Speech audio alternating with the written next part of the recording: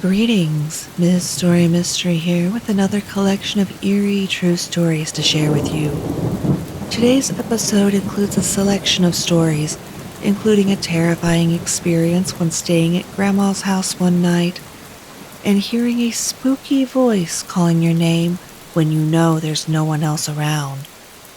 If you like my storytelling, please subscribe, like, comment, and share to help me out as I'm trying to grow my channel. Sit back, relax, and now enjoy episode 21 of Ms. Story Mysteries Creepy Tales of Mysteries and Oddities. Has anyone ever had an experience where their name was called while walking in the country or woods? I had a spooky experience when I was 15 that I have no rational explanation for. I grew up in an actively haunted house, but I never felt truly scared until this happened to me. I don't tell this story often because it gives me chills. I live in rural eastern Oklahoma, and before I could drive, I used to walk to my horse pasture from my house every day. I lived on about 380 woody acres. We had no close neighbors, except for my uncle and his family who lived in a house on the same property that was about in the middle of my path to the pasture. My uncle and his family were on a cruise, so I was supposed to check the house and feed the cats, which was no big deal as it was on my way to the horse pasture. My yellow lab would always accompany me on my trips to the pasture, which is about a half a mile or so away, but was easy to get to through the property. So I fed the cats, checked the house, then went on my way to the pasture. So, totally normal day at this point. Nothing spooky. It's a sunny summer day around 4 p.m. So, I'm on my way back from feeding the horses, and as I was cutting through the clearing field around 50 to 60 yards in front of my uncle's house, I hear the most eerie, loud, reverberating, cackling laughter. It was almost childlike, if you're a child from a horror movie. It had the oddest echo. I can't even explain it. It wasn't a normal echo, and it sounded like it surrounded me. My yellow lab freezes immediately, gets his hackles up, and he starts growling. This is the world's sweetest lab growling aggressively. I'm frozen in fear, and every hair is standing up on me as well. Next, I hear, Catherine. My first name I don't go by. Then along, Noel. My middle name I do go by. Catherine. Noel. Catherine. Noel. It repeats about 4 or 5 times. The Catherine sounds weird, crackly, sort of like a bird. It was strange. And the Noel was loud and concise and sounded like my mother. Then, the laugh again. My lab starts barking aggressively and won't leave my side. Finally, I get unfrozen from my fear and sprint the rest of the way home while I hear it laughing. I refused to walk to the pasture for a while after that. I waited till my mom came home from work and had her drive me. I told my mom what happened when she got home that night, and it worried her that someone was at my uncle's house that wasn't supposed to be, but she checked and all was normal. I tried to tell her it wasn't a normal voice, but she isn't a believer in the paranormal. Never found a rational explanation for it. We had no close neighbors. I've ridden the horses out there many times since, with nothing creepy happening to me. It's 16 years later, and I'll never forget how that voice sounded, though. So I was around 17 or 18 at the time, and I slept in the basement of the house I grew up in. I had a mattress there and would sleep in front of our dryer, with the mattress pointed away from the dryer and my pillow on the end farthest from the dryer. Nothing spooky or weird had ever happened in this house in the time I grew up there before this story.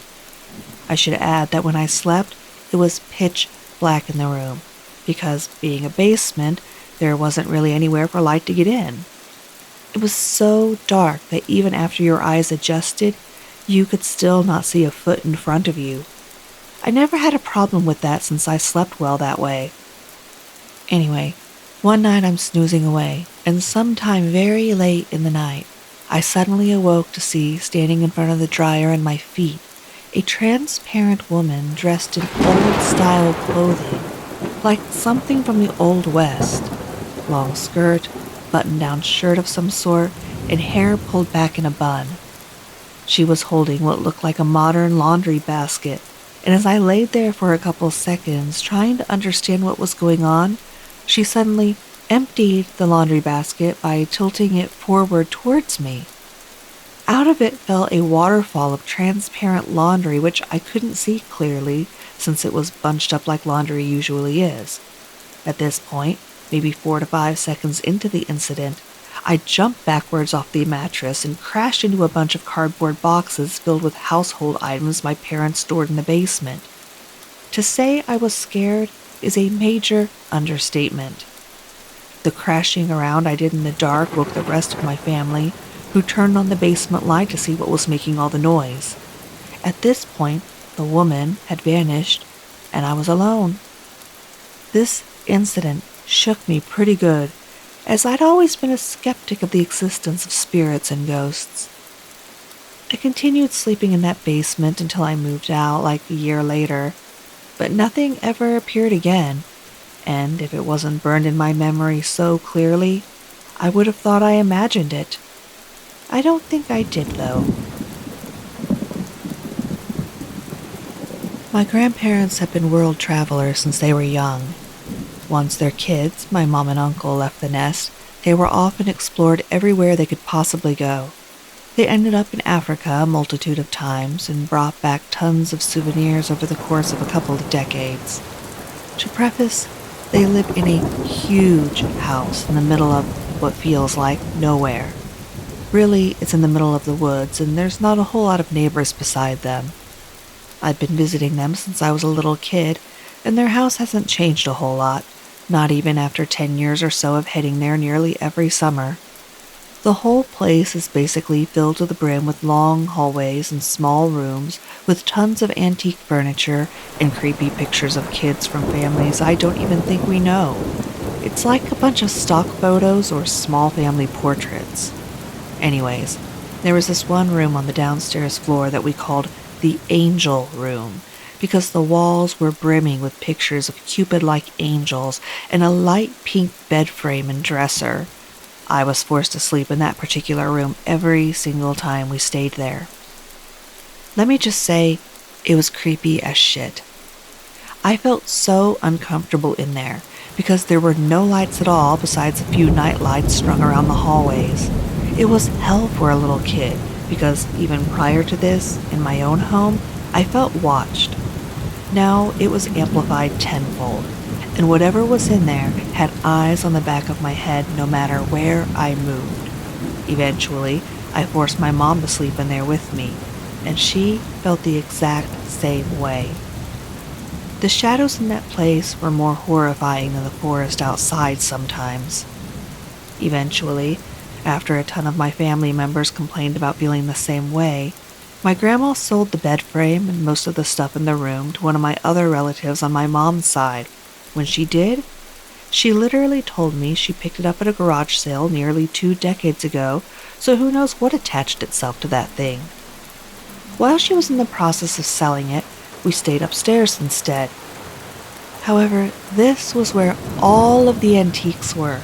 Like, every single souvenir from Africa they had was in their office upstairs, alongside a ton of the other antiques they had in storage.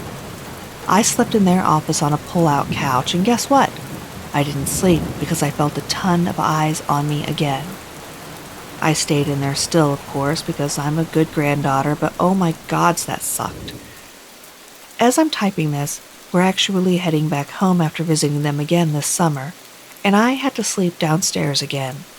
They moved the office I slept in before back downstairs and into the Angel Room, which I feel like amplified the energy of that shit tenfold. I slept in the room next door, and I heard knocking on my windows a few nights ago. It wasn't just me either. It was a consistent knocking, and it was just loud enough for my parents to hear it in the room across from me. However, for me, I'm pretty sure it was coming directly from my window. The whole time I slept in that room, too, I felt like 4 people were watching me.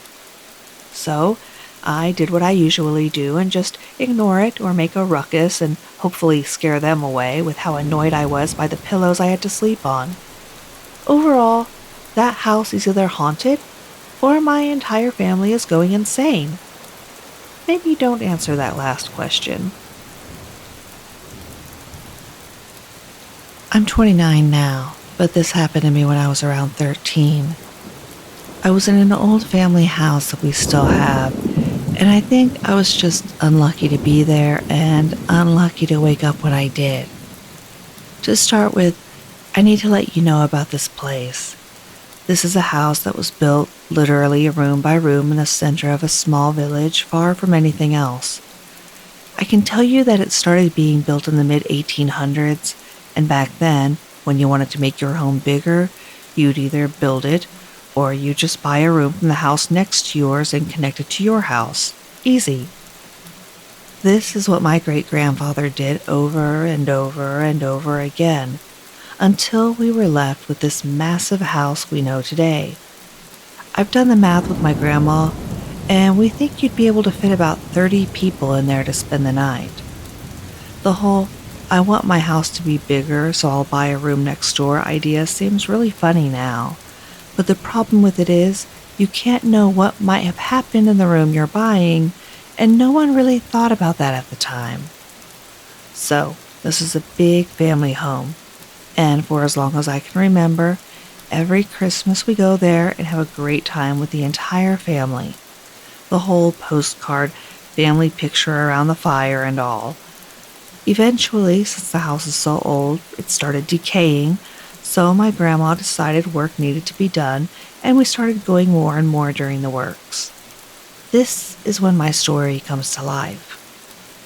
Back then, my other grandfather on the other side of the family wasn't doing too well after my grandmother's death, so we went around with him everywhere on holidays to get his mind off things. This particular time, my parents decided to take him with us to spend some holidays at this house while my living grandmother and my dad supervised the works being done. Everything seemed completely normal when we got there. Because of the works being done, though, my usual bedroom wasn't available, so I ended up having to sleep with my grandfather in the smallest and creepiest bedroom the house had. I say had because since then it has been turned into a bathroom. But back then, it was still a tiny bedroom with no windows, 2 old wooden doors instead of one that would come together, but not actually close, 2 old single beds with an old creaking chicken wire for a mattress base, and mattresses that were probably the first invention after the old hay ones. Needless to say, I hated the bedroom. It used to be my grandmother's and great-aunt's bedroom, and then my father's cousins after that. And it still had all their creepy toys and plushies, and an old blue and white painting of my great-grandfather that I swear wouldn't take my eyes off me every time I came by. That shit would freak me out. That particular first night, I wasn't very happy with having to sleep in the bedroom. Not only was it super creepy, but it also opened into an old, cold hallway that would echo no matter what furniture was in it because every wall, ceiling, or floor was stone. To make things worse, my great-grandfather was a doctor, the only one around the area, so there was this glass cabinet in one of the corners, full of old vials of medical liquids and syringes that he probably used in his days of work. In any case, I was creeped out by the fact I had to sleep there, but I didn't want it to show, so I just accepted my fate and told myself it was fine. Nighttime came. Me and my grandfather went to bed, and after a bit I could hear my grandmother and parents going out of the living room turning off the lights and going into their usual rooms on the opposite side of the house. It took me longer than usual to fall asleep because of how much I detested having to be there, but not hours long. At some point, I could hear my grandfather's heavier breath on the bed next to mine, which meant he was already out. Eventually, I put on a YouTube video on my phone, put it next to my head just under the pillow, covered myself to the top of my head, leaving only my nose out so I didn't have to breathe the stale air inside the covers. And that's the last thing I remember, before waking up to possibly the worst night of my life. Somewhere in the middle of the night, I suddenly woke up to a nightmare so bad that it felt like it was coming through to reality. I'm sure a lot of you have experienced the same. In this nightmare, I could see only a gray background, sort of blurred, like I needed glasses but didn't have them on me. This blurred gray background was there, sitting still, when I started hearing this little girl's laugh in the distance. Eventually, I started seeing the faded silhouette of a little girl in a dress, a dark shape showing up blurred in the middle of the gray, blurred background. I panicked, took in a massive deep breath, and when I woke up from it, I could almost swear I heard this laugh in the house. What I actually heard, though, wasn't a little girl laughing. My head was still covered. I was still in the same position, so I thought not long had gone by. I took some deep breaths to try to calm myself down and made my phone's screen turn on. It was around 2:20 a.m.